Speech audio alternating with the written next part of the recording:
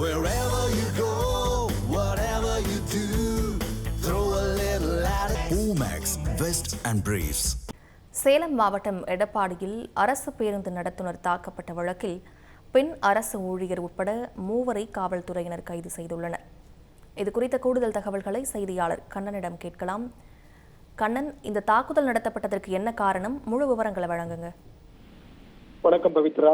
சேலம் மாவட்டம் எடப்பாடி பேருந்து நிலையத்தில் அரசு பேருந்து ஓட்டுநராக பணியாற்றி வரும் ஆசாத் சந்திரசேகர் இவர் நேற்று முன்தினம் இரவு சேலம் புதிய பஸ் ஸ்டாண்டில் இருந்து பஸ்ஸை எடுத்துக்கொண்டு எடப்பாடி நோக்கி சென்று கொண்டிருந்தார். அப்போது இந்த பஸ்ஸில் வடமாநில தொழிலாளர்கள் ஒரு 4 பேர் ஏறிவிட்டனர். அவர்கள் சீரகாப்பாடியில் இறங்க வேண்டும். ஆனால் அவர்கள் தவறுதலாக அவர்கள் இடம் தெரியாததால் அவர்கள் எடப்பாடி வரை சென்று விட்டனர். அதையடுத்து அவர்கள் கேட்டுக்கொண்டதற்கிடங்க அவர்களுக்கு உதவும் வகையில் ஆசாத் சந்திரசேகர் அவர்களை எதிர் திசையில் வந்த பஸ்ஸில் அந்த பஸ்ஸை நிறுத்தி அவர்கள் ஏற்றி விட்டுள்ளார். அப்போது அந்த பஸ்ஸில் பயணித்த சேலம் கலெக்டர் அலுவலகத்தில் பணியாற்றக்கூடிய பிரியதர்சினி அந்த கண்டக்டரிடம் ஏன் தாமதம் செய்கிறீர்கள், உங்களது வேலையை மட்டும் பாருங்கள், ஏன் வடமாநில தொழிலாளர் எதிர் பஸ்ஸில் ஏற்றி விடுகிறீர்கள், இதனால் எங்களுக்கு காலதாமதம் ஆகிறது, உரிய நேரத்தில் எங்களால் போக முடியல என தெரிவித்துள்ளார். அப்போது 2 பேருக்கும் வாக்குவாதம் ஏற்பட்டதாக கூறப்படுகிறது. இதில் ஆத்திரமடைந்த பிரியதர்சினி தனது உறவினர்கள் தனது மகனை போன் செய்து எடப்பாடி பஸ் ஸ்டாண்டுக்கு வரவழைத்துள்ளார். அப்போது பஸ் எடப்பாடி பஸ் ஸ்டாண்ட் சென்ற நிலையில் மீண்டும் வாக்குவாதத்தில் ஈடுபட்ட பிரியதர்சினி மற்றும் அவரின் உறவினர்கள் சதீஷ், ஐயாசாமி ஆகியோர் 3 சேர்ந்து அரசு பஸ் நடத்துனரை சரமாரியாக தாக்கியுள்ளனர். அவர் தடுக்க முயற்சித்தும் அவரால் முடியவில்லை. இதனால் காயமடைந்த அவர் அரசு மருத்துவமனையில் சிகிச்சை பெற்று வந்தார்.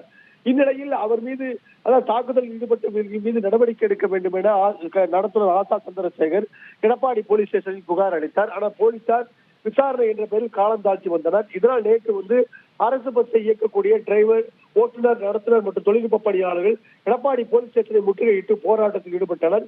இந்த போராட்டத்திற்கு பின் விசாரணை நடத்திய போலீசார் பிரியதர்சினி, அவரது உறவினர் சதீஷ், ஐயாசாமி ஆகிய 3 பேர் மீது வழக்கு பதிவு செய்தனர்.